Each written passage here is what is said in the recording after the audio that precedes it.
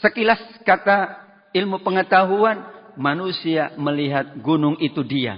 Tapi Al-Quran pun sudah menyebutkan sebelum pengetahuan itu ada, bahwa ternyata gunung itu berjalan sebagaimana awan itu berjalan. Assalamualaikum warahmatullahi wabarakatuh. Bismillah walhamdulillah wassalatu wassalamu ala sayyidina Rasulillah Muhammad ibn Abdullah wa ala alihi wa sahabatihi wa man tabi'ahu wa walahu ila yaumil qiyamah.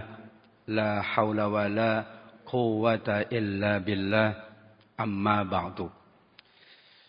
Kita perbanyak mengingat Allah Subhanahu wa taala di rumahnya Allah, Masjid Salahuddin. Kita perbanyak mensyukuri nikmat Allah karena kita diberikan oleh Allah kenikmatan untuk beribadah, untuk beramal soleh, menjalankan tugas-tugas kita untuk kebaikan kita, keluarga kita, masyarakat dan bangsa yang kita cintai ini. Mudah-mudahan seluruh pengabdian dan amal kita Allah terima dan Allah membalasnya dengan balasan yang berlipat ganda. Amin ya rabbal alamin. Salawat dan salam juga kita sampaikan kepada Nabi kita semuanya, teladan sepanjang zaman, Nabi Muhammad sallallahu alaihi wasallam. Kita mengikuti dan mengamalkan semua tuntunan Nabi karena kita ingin mendapatkan keberkahan dan kebaikan dalam kehidupan dunia, serta kita ingin mendapatkan syafaat di yaumil akhir. Mudah-mudahan seluruh harapan, doa kita, munajat kita didengar oleh Allah, dikabulkan oleh Allah, sehingga kita layak mendapatkan syafaat di yaumil akhir. Amin ya rabbal alamin. Tadabbur Al-Quran Surat An-Naba edisi yang kedua, kita diajak oleh surat ini untuk melakukan penjelajahan. Penjelajahan di dunia dan penjelajahan di akhirat. Jelajah dunia melalui semesta alam ciptaan Allah untuk kita semakin meyakini banyak kenikmatan yang Allah siapkan dari semesta ini. Juga kita diajak menjelajahi kehidupan akhirat untuk kita pula termotivasi mempersiapkan diri untuk kehidupan yang sangat mulia dengan kenikmatan-kenikmatan yang tiada taranya. Kita awali jelajah kita, yaitu jelajah alam semesta dari ayat 6 sampai 16. Yang Allah awali dengan menjelajahi bumi kita yang Allah jadikan sebagai hamparan. Hamparan dengan bahasa Arab mihada, artinya mumahada muhayya'a lil hayat, mudah dan layak dihuni. Memang cuman bumi yang Allah siapkan mihada. Tidak ada hubungannya tentang bumi itu bulat atau datar. Karena kata mihad meskipun maknanya adalah hamparan, tapi untuk mengisyaratkan bumi itu mudah, bahkan layak dihuni oleh seluruh makhluk, termasuk kita, hewan dan makhluk-makhluk yang lain yang kita tidak tahu. Allah jadikan juga gunung-gunung sebagai pasak. Kemudian Allah jadikan seluruh makhluk dijadikan berpasang-pasangan. Pasangan-pasangan itu dimaknai dengan dua kategori. Yang lazim pasangan itu laki-laki dan perempuan. Untuk hewan jantan dan betina. Tapi yang kerap kita lupakan tentang pasangan itu adalah sifat yang berbeda. Karena ketika ada perbedaan apapun, terutama perbedaan jenis kelamin, itu mengisyaratkan perbedaan sifat. Wanita Allah fitrahkan dengan sifat tertentu, laki-laki juga Allah kasih fitrah dengan sifat tertentu. Demikian juga sekian banyak perbedaan-perbedaan sifat yang menonjol pada kaum laki-laki yang membedakannya dari kaum perempuan. Allah jadikan tidur sebagai media beristirahat. Padahal bukan hanya tidur media kita beristirahat. Tetapi paling efektif, paling nyaman, paling menyehatkan adalah tidur untuk istirahat itu. Kadang-kadang kita beristirahat di tempat lain, di kafe, di restoran. Kadang kita beristirahat di tempat wisata. Tapi karena Allah menetapkan istirahat yang paling baik adalah istirahat melalui tidur. Jadilah semua kita insya Allah memanfaatkan tidur itu untuk beristirahat. Karena setelah tidur ada tugas-tugas, ada amal yang akan kita jalankan. Maka beriringan dengan tidur. Waktu yang paling baik tidur adalah di malam hari.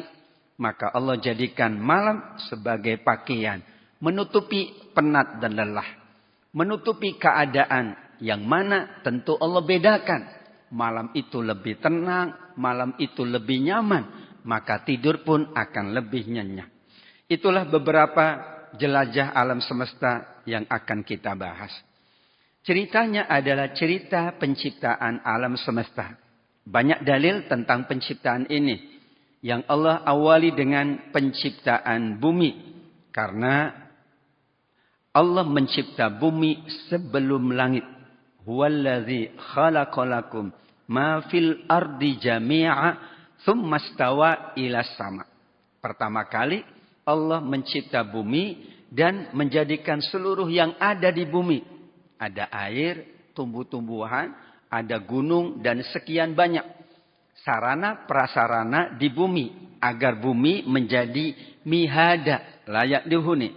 Barulah setelah itu Allah berkehendak mencipta langit, maka Allah cipta 7 lapis langit. Bumi tidak disebut 7 lapis, tetapi memadai dalam bahasa Arab. Jika disebut salah satunya menunjukkan bahwa kedua-duanya adalah 7 lapis. Langit sab'a samawat, bumi juga sab'a aradin, yaitu masing-masing 7 lapis. Isyaratnya bahwa kita pun demikian. Membangun itu dari yang paling bawah, baru kemudian menuju ke atas. Kita bangun dulu pondasinya. Kalau pondasinya kuat, baru kita siapkan berbagai macam jenis-jenis yang lain. Allah menjadikan bumi terlebih dahulu, baru kemudian langit sebagai atap bagi bumi kita. Cerita yang kedua adalah mukjizat. Bahwa Al-Quran sudah menjelaskan awal kejadian alam semesta. Di mana tidak ada ilmu pengetahuan yang mendahului ilmu Al-Quran tentang cerita penciptaan alam semesta. Berarti itulah tanda mukjizat Al-Quran adalah mukjizat yang kita sebut sebagai al-i'jaz al-ilmi. Bahwa pengetahuan Al-Quran itu mendahului pengetahuan manusia. Tugas pengetahuan adalah mengkaji, menelaah, melakukan berbagai macam penelitian yang hasilnya adalah ma khalaqta hadza batila subhanaka. Itu tugas pengetahuan. Tugas ilmu. Sehingga Al-Quran lebih dulu menjelaskan, lebih dulu menceritakan, barulah ilmu pengetahuan mengkonfirmasi dan meyakinkan bahwa apa yang diceritakan oleh Al-Quran benar-benar sesuai dengan ilmu pengetahuan. Atau pengetahuan mengafirmasi apa yang sudah disebutkan oleh Al-Quran. Pengetahuan menyebutkan bahwa ada gas, ada asap, yang dahulunya menjadikan bumi dan langit itu satu. Kemudian setelah itu terjadi ledakan yang sangat besar. Itulah surat Fussilat ayat 11. Kemudian Allah menuju penciptaan langit. Langit itu masih dalam bentuk gumpalan asap. Maka Allah berkata kepada langit dan bumi, datanglah kalian berdua menurut perintahku dengan suka atau terpaksa. Keduanya datang dengan sukacita. Demikian juga Al-Anbiya 30. Langit dan bumi dahulunya satu. Kemudian kami pisahkan kata Allah. Bumi di bawah, langit di atas. Dan air itulah menjadi sumber dari segala yang hidup. Wa ja'alna minal ma kulla syai'in hai. Ilmu pengetahuan datang kemudian. Al-Quran sudah mewartakan itu. Jadilah informasi Qur'ani tentang kehidupan alam itu salah satu tanda mukjizat. Tapi mukjizat Al-Quran yang pertama kali diakui adalah mukjizat bahasa. Karena saat itu masyarakatnya belum berpengetahuan, belum berperadaban. Disebut masyarakat ummiyah, jahiliyah. Tapi sekarang karena masyarakatnya sudah berpengetahuan dan peradaban, maka yang Allah Subhanahu wa taala sampaikan tentang mukjizat Al-Quran adalah mukjizat ilmu pengetahuan.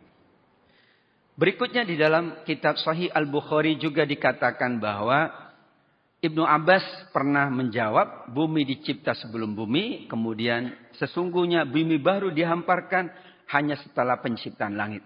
Karena memang ada ayat yang mengisyaratkan bahwa bumi, kemudian langit, kemudian bumi lagi. Maksudnya adalah tetap bumi dahulu, kemudian Allah ke langit, dan kembali ke bumi untuk menyiapkan tumbuh-tumbuhan, untuk menyiapkan gunung, untuk menyiapkan mata air. Karena atap itu, pondasi itu memadai, yang penting kokoh. Baru kemudian atapnya. Setelah itu baru sekian banyak sarana untuk keindahan dan juga kebutuhan dari makhluk. Kalau bumi saja kita tidak bisa hidup. Maka Allah siapkan tumbuh-tumbuhan. Allah siapkan juga gunung. Allah siapkan juga laut. Allah siapkan sekian banyak agar benar-benar bumi itu disebut mihada. Layak dan mudah untuk dihuni. Setelah menciptakan bumi, maka Allah menciptakan langit. Dan jarak antara yang satu dengan yang lain yang dipastikan oleh Allah adalah benar-benar seimbang, serasi. Padahal susunan 7 lapis bertingkat-tingkat itu sulit untuk manusia, membuatnya amat sangat serasi. Tapi itu adalah menunjukkan keagungan atau kesempurnaan ciptaan Allah. Bumi dicipta dan langit pula dalam 6 periode atau masa. Sebelum ada penyesuaian dengan makna ilmu pengetahuan, sittat ayam itu dahulunya diterjemahkan 6 hari. Karena yaumani ayam artinya hari.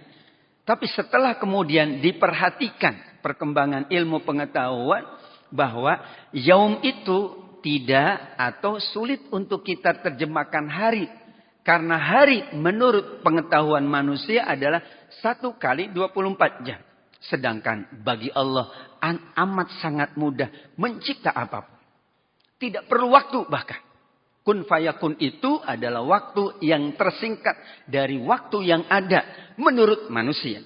Tapi menurut Allah, waktu atau dimensi waktu menurut Allah bukan dimensi waktu menurut manusia.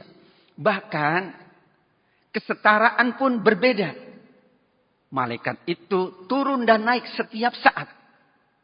Dan itu berlangsung selama 50.000 tahun pakai hitungan manusia.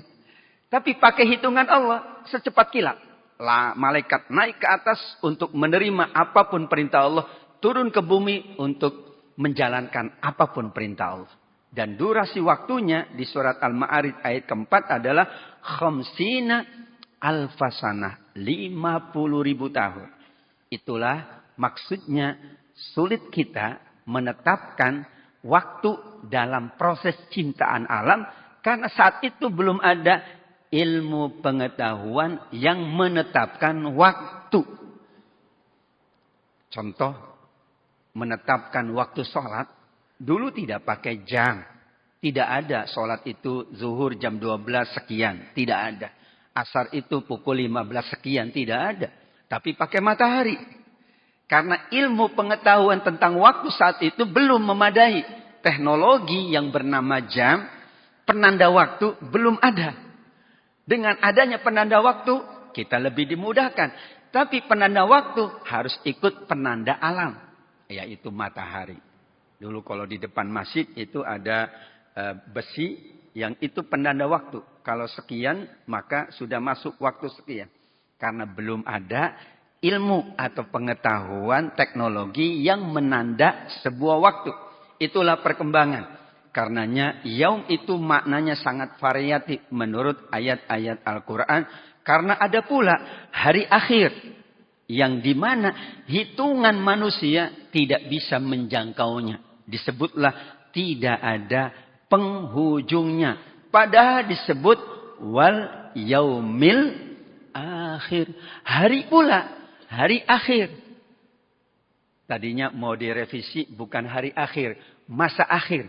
Tapi sudah nyaman dengan hari akhirat. Padahal kata hari itu kalau hitungan kita 1 kali 24 jam. Tapi karena hitungannya bukan hitungan kita. Hitungan Al-Quran. Maka kita maknai sesuai dengan apa yang diinginkan oleh Allah. Ada kesetaraan yang berbeda. Bahkan di yaumil akhir kelak disebut juga yaum wa inna yauman. Di hari akhirat itu satu harinya sama dengan 1000 tahun menurut penghitungan kalian. Di hari akhirat tidak berlaku lagi alat hitung. Kalkulator tidak berlaku. Mesin digital tidak berlaku. Makanya ngitungnya juga sulit. Di samping itu, kata yaum juga memang sulit untuk kita identifikasi karena itu ayat Al-Quran. Dan yang akan terjadi adalah nanti di hari kiamat, di hari akhirat. Kalau dunia kita dipersilakan untuk menghitungnya. Sebelum ada alat hitung, maka kita hitung aja dahulu sesuai dengan penghitungan Al-Quran. Karena Al-Quran lebih dahulu ada dari ilmu pengetahuan. Aljabarnya belum ada. Matematikanya belum ada. Akuntansinya belum ada. Jadi itulah variasi dari makna yaum menurut ayat-ayat Al-Quran. Baru kemudian ada yaum yang dimaknai waktu sesuai dengan penghitungan manusia. Sebagaimana kita sebut hari raya. Itu berarti waktunya adalah sesuai dengan penghitungan kita. Tapi hari akhirat tidak bisa kita hitung. Hari sebelum ada alat hitung tidak bisa kita hitung. Berapa lama Allah mencipta alam, langit dan bumi. Sesuai dengan Al-Quran menyebutnya 6 masa. Tetapi kita sulit untuk mengatakan 6 hari. Karena kalau pakai 6 hari berarti terlalu lama Allah cipta langit dan bumi. Tapi kalau 6 masa fleksibel. Karena kita tidak tahu. 6 masa bisa 1 saat. Bisa 1 menit.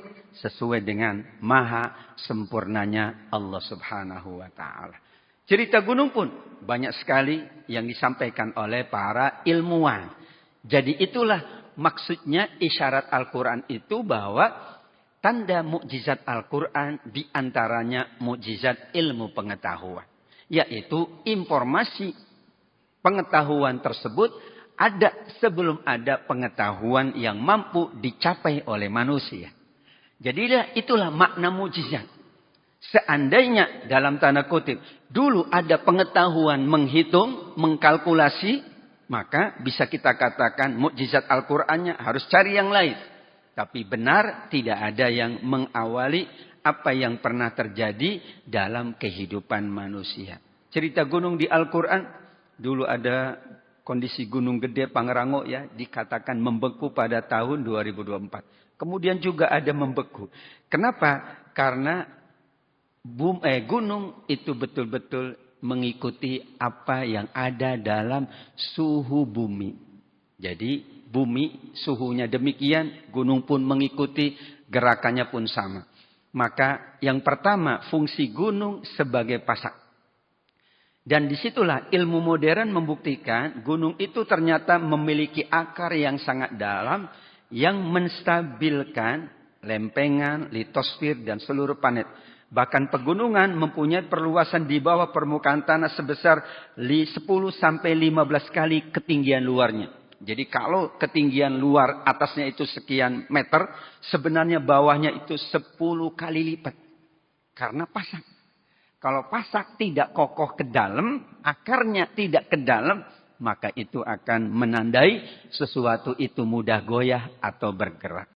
Sekilas kata ilmu pengetahuan, manusia melihat gunung itu diam. Tapi Al-Quran pun sudah menyebutkan sebelum pengetahuan itu ada bahwa ternyata gunung itu berjalan sebagaimana awan itu berjalan. Waktu kecil saya memahami awan itu adalah lalu lintasnya pesawat. Oh, itu jalannya pesawat katanya ya. Itu jalan tol pesawat. Karena kita tidak tahu. Ternyata gunung itu bergerak, watarol jibala tahsabuha jamidah. Tapi ungkapan Al-Quran, kamu lihat dengan mata kepalamu, gunung itu diam. Padahal kata Allah, tamurru marrosahab. Ia berjalan, ia bergerak sebagaimana awan itu berjalan dan bergerak. Ditutup dengan ungkapan sun'allah. Itulah perbuatan Allah yang membuat kokoh segala sesuatu yang kita kenal dengan ungkapan itqan. Jadi itqan itu berarti sesuatu yang tidak ada celaknya. Sesuatu yang tidak ada salahnya. Perfect. Tapi kita menurut penghitungan manusia ada klasifikasi sempurna. Tapi sebenarnya kesempurnaan itu hanya milik Allah. Dalam dunia tasawuf kita mengenal insan kamil. Tapi itu kamil menurut manusia. Karena sampai hari kiamat tidak ada manusia yang kamil. Tidak ada. Selalu ada salah, selalu ada dosa. Karena perspektif ilmu tasawuf, kamil itu nggak ada dosanya. Ibadahnya sempurna, amalnya sempurna, tidak ada dosa. Akhlaknya sempurna, sabarnya sempurna, tawakalnya sempurna, syukurnya sempurna. Padahal kita semuanya meyakini tidak ada kesempurnaan sifat, kesempurnaan amal pada diri manusia. Jadilah kata itqan yang disebut di dalam hadis misalnya, Allah suka seorang hamba kalau bekerja dengan itqan. Innallaha ahabba idza amila ahadukum ayyutkinahu.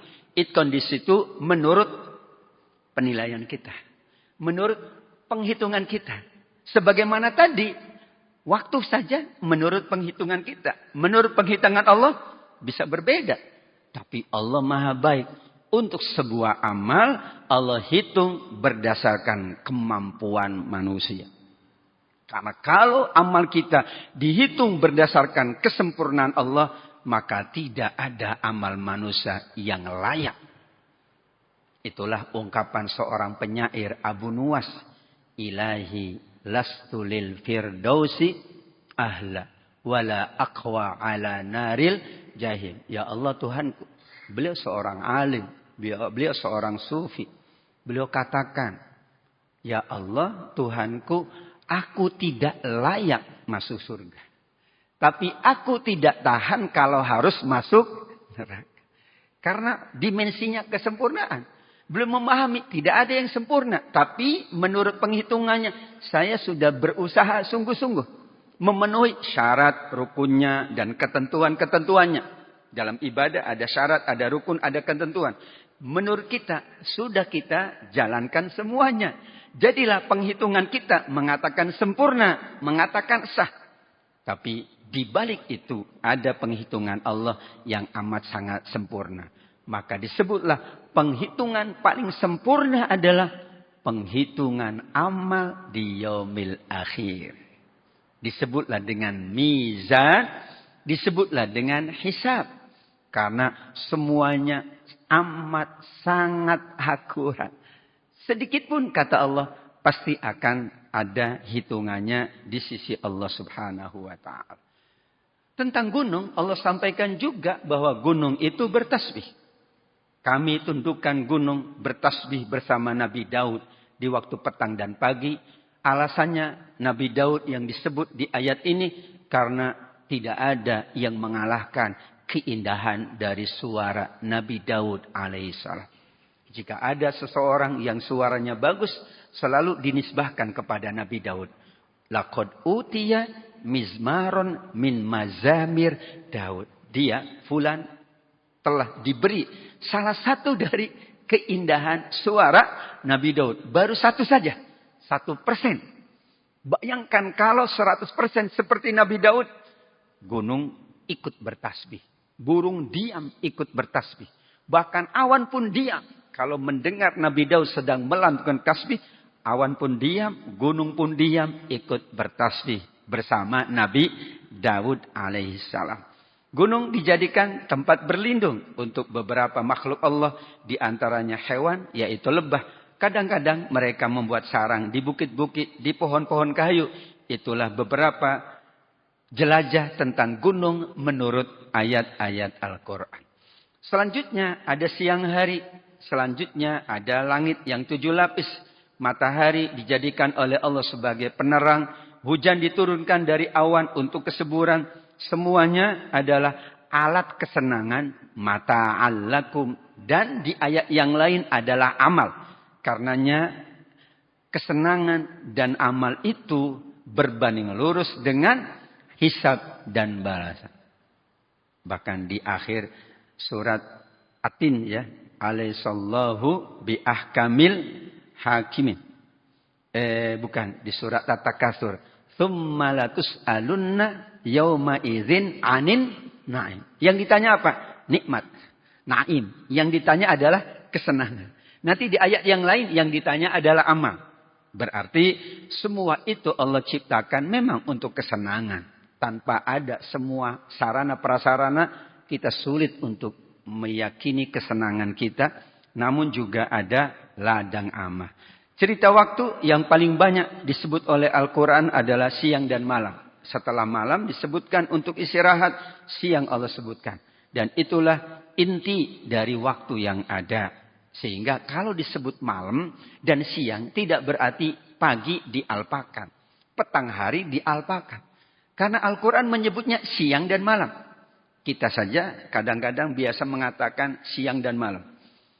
Ada restoran juga yang punya 2 waktu. Yaitu siang dan malam. Pagi dan sore.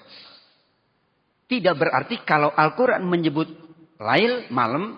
Menyebut nahar siang itu pagi enggak masuk. Sore enggak masuk. Larut malam enggak masuk. Dini hari enggak masuk. Sebenarnya karena intinya.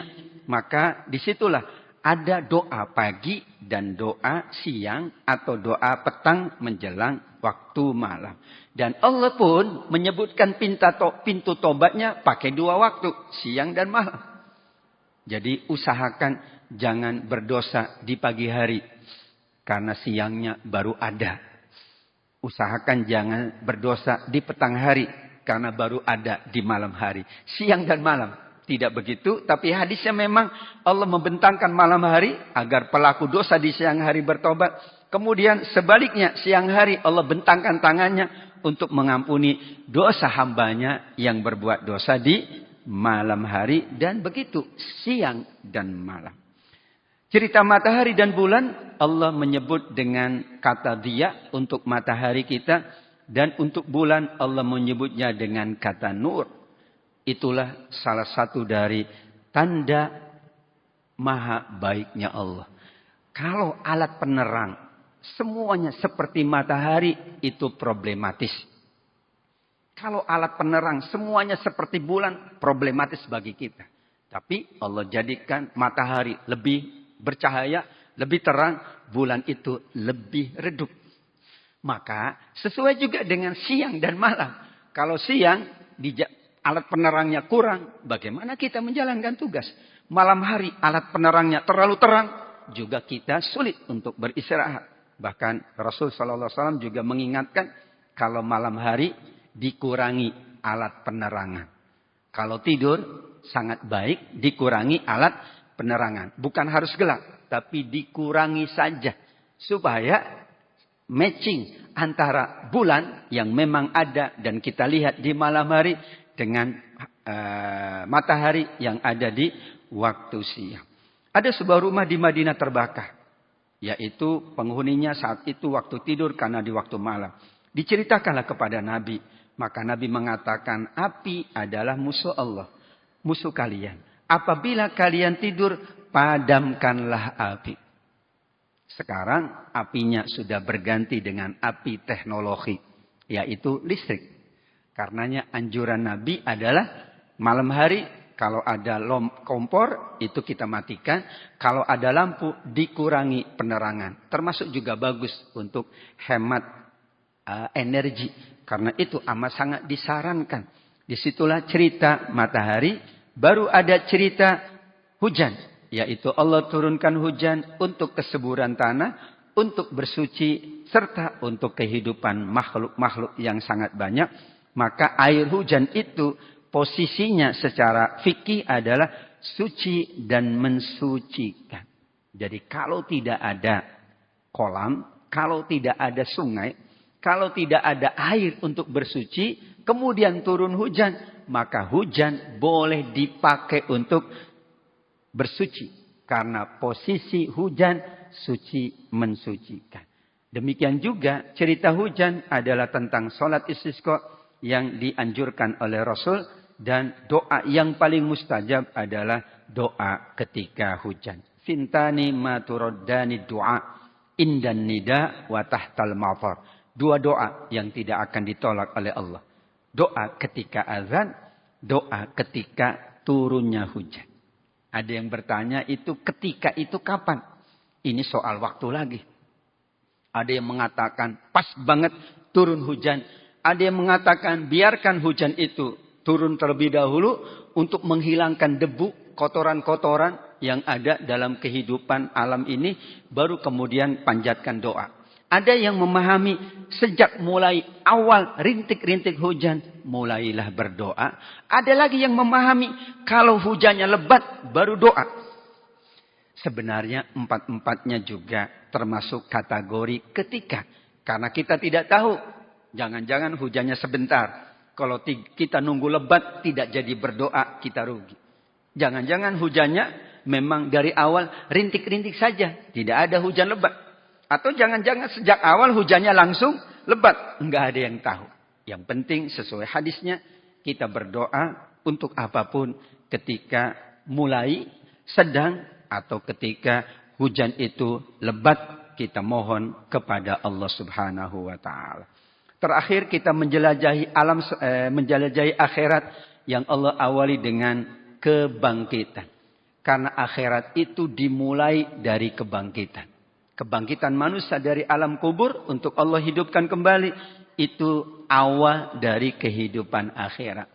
Akhir kehidupan akhirat adalah surga dan neraka.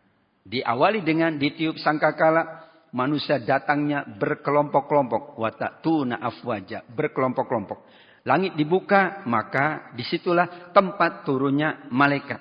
Gunung-gunung digerakkan karena sudah berakhir. Waktu gunung itu diperintah oleh Allah. Kemudian masing-masing diberitahukan tempat kembali setelah proses mizan, proses hisab. Disitulah tiupan itu ada yang mengatakan 2, ada yang mengatakan 3. Tapi 2 maupun 3 sama aja bagi kita. Yang jelas tiupan pertama membuat semuanya kaget, panik, terkejut. Dan rusak sistem atau keteraturan dari bumi ini. Rusak semuanya. Tidak ada matahari, tidak ada bulan, tidak ada gunung karena sudah musnah. Tidak ada satu makhluk pun yang utuh. Itu disebut dengan ketidakteraturan alam. Terkejut semuanya, maka saat itu mulailah terjadi kematian pada seluruh makhluk. Dan terakhir, tiupan yang kedua ditiup oleh malaikat Israfil untuk membangkitkan seluruh umat manusia. Antara waktu tiupan pertama dan kedua pun disebut dengan waktu relatif. Nabi bersabda, antara kedua tiupan adalah 40. Para sahabat memastikan 40 apa? 40 hari wahai Nabi. Nabi menolak untuk mengatakan 40 hari. Karena Nabi pun tidak tahu waktu di hari akhirat. Enggak tahu. Waktu dunia aja sulit. Bagaimana waktu akhirat? Ditanya lagi 40 bulan. Nabi menolak untuk menjawab. 40 tahun. Nabi menolak untuk menjawab. Karena dimensi waktu itu sulit untuk kita pastikan. Kecuali untuk muamalah. Kalau muamalah harus kita pastikan. Karena kalau enggak dipastikan waktunya, manusia selalu mengelak dari janji muamalahnya. Waktunya bayar enggak bayar. Kenapa? Kan waktunya relatif, enggak boleh. Kalau muamalah nanti Al-Baqarah 282 itu harus dicatat. Bukan dicatat apa yang diakadkan, tapi waktunya memang harus dicatat supaya tidak ada lagi yang mengelak dari janji yang sudah diikat dengan akad antara sesama manusia. Disitulah maknanya semua akan dibangkitkan oleh Allah seperti tumbuhnya sayur mayur di awal musim hujan. Terakhir Allah siapkan yaitu catatan tentang neraka, inna jahannama kanat mirsada. Yang menarik adalah bahwa neraka jahanam disiapkan tempat untuk mengintai. Biasanya ayat-ayat yang lain, ya sudah, neraka jahanam disiapkan untuk orang-orang yang durhaka kepada Allah. Tapi ayat ini spesial karena ada kata mirsoda, tempat mengintai. Apa itu tempat mengintai? Sebelumnya Allah tetapkan enggak ada kesejukan, enggak ada minuman kecuali air mendidih dan nanah, tidak ada juga macam-macam yang bisa meringankan azab. Berabad-abad lamanya tidak ada yang dapat mengetahui, dan lawan kata kesejukan adalah kepanasan. Hamim itu air yang sangat panas. Ghasak itu adalah air bercampur nanah, keringat dan air mata. Atau luka-lukanya penghuni neraka itu juga bercampur baur menjadi ghasak, sehingga tidak dapat diukur aromanya dan juga busuk yang sangat menyengat. Tentang neraka ada 7 pintu, yaitu Jahannam, Lazo, Hutoma, Sa'ir, Sakor, Jahim, Hawiyah. Dan sepakat para ulama 7 pintu neraka ini namun berbeda dengan urutan tingkatnya. Ada yang mengatakan Jahannam itu paling atas, ada yang mengatakan Hawiyah itu paling bawah. Namun yang kita maknai bahwa Jahannam maupun Hawiyah adalah neraka yang diperuntukkan sesuai dengan amal. Paling tepat kita mengatakan surga bukan berdasarkan kelas-kelas seperti kita mengatakan tentang kelas-kelas dunia. Ada hotel bintang 5 itu bagi yang berduit banyak. Hotel bintang 3 bagi yang berduit sedikit. Tapi maksudnya adalah dilihat dari amalnya. Kalau amalnya bagus, maka dia akan menduduki surga yang paling tinggi. Apapun nama surga itu. Meskipun kata Rasul, surga Firdaus itu paling tinggi. Tapi kalau kita baca tentang orang-orang muqarrabin, orang-orang paling tinggi di surat Al-Waqi'ah, ternyata mereka menduduki jannat naim, surga yang penuh kenikmatan pula. Jadi memang sulit pula. Karena ilmu pengetahuan kita tidak menjangkau keadaan akhirat. Jadi kita katakan mau surga apapun, selama itu sesuai dengan amal perbuatan manusia, itulah yang paling bijak dari Allah Subhanahu wa ta'ala. Terakhir pemandangan surga, ada kebun dan juga pohon anggur. Gadis-gadisnya remaja dan sebaya. Semua yang di surga itu gadisnya remaja dan sebaya. Baik mereka yang menjadi bidadari atau menjadi pelayan-pelayan surga. Karena ada 2 makna memang pelayan surga adalah gadis-gadis remaja. Ada juga pemuda-pemuda remaja. Wallahu a'lam. Ada yang menyesuaikan. Kalau penghuni surganya laki-laki, ya pemuda-pemuda tampan yang melayani. Kalau penghuni surganya adalah para wanita, maka yang melayani adalah gadis-gadis remaja. Tapi semuanya yang melayani dan yang dilayani umurnya sebaya. Tidak boleh ada yang lebih tua, tidak boleh ada yang lebih muda. Bayangkan itu. Makanya tidak ada yang cemburu karena usianya sama. Biasanya kecemburuan karena usianya beda. Di sana tidak ada cemburu karena usianya sama. Dan gantengnya sama, jadi nggak ada cemburu. Dan cantiknya sama, ya nggak ada cemburu. Munculnya kecemburuan secara psikologi di dunia ini karena ada perbedaan. Orang yang cantik dengan yang lebih cantik cemburu. Karena ada perbedaan. Yang kaya dengan yang lebih kaya cemburu karena perbedaan. Di sana nggak ada perbedaan, aman. Jadi tidak perlu khawatir kaum ibu-ibu karena di sana sama semuanya. Ibu-ibunya juga remaja kembali, bidadarinya juga remaja, dan pendampingnya suami atau bidadarinya juga remaja. Jadi tidak mungkin ada kecemburuan. Gelas-gelasnya selalu penuh dengan minuman, tidak ada perkataan sia-sia dan dusta, sehingga iri tidak ada. Karena itu termasuk perkataan sia-sia. Fitnah tidak ada. Gosip tidak ada. Karena itu sia-sia. Di sana semuanya adalah perkataan yang mulia, yang agung. Di mana Allah menjelaskan awalnya kondisi orang-orang berdosa. Barulah orang-orang yang bertakwa. Di dalamnya sekian banyak kenikmatan-kenikmatan. Kaidah Al-Quran tidak menyebutkan seluruh kenikmatan surga atau kengerian neraka. Alasannya adalah supaya manusia itu benar-benar mempersiapkan diri. Karena kalau disebut, maka mungkin manusia akan beranggapan, cuman yang disebut. Motivasi surganya berkurang. Menghindarkan dari nerakanya berkurang. Tapi kalau tidak disebut, dia akan terbayangkan. Nanti ada yang lebih lagi, nanti ada yang begini, nanti ada yang begitu. Sehingga motivasi untuk meraih surganya meninggi. Motivasi untuk menghindarkan dari nerakanya juga akan meninggi. Itulah makna kenapa Al-Quran tidak pernah ada satu ayat pun yang merinci semua nikmat surga. Memang tidak ada. Karena kalau dirinci, biasanya manusia itu berpahaman, cuman itu doang. Tapi kalau enggak dirinci, kita mau wisata nanti liburan, enggak usah dirinci apa yang ada di sana. Kalau dirinci, biasa aja. Tapi kalau enggak dirinci sampai di sana, dia semangat. Karena dia mendapatkan sesuatu yang tidak pernah disebutkan oleh orang. Kita mau berumroh, lebih baik jangan dirinci. Udah, nanti umroh, insya Allah nyaman, khusyuk. Enggak perlu dirinci. Karena kalau dirinci, cuman itu doang. Pas di sana berkurang dari rincian, dia mengeluh. Kalau lebih dari rincian, dia mengatakan, petugasnya ini tidak sesuai dengan fakta.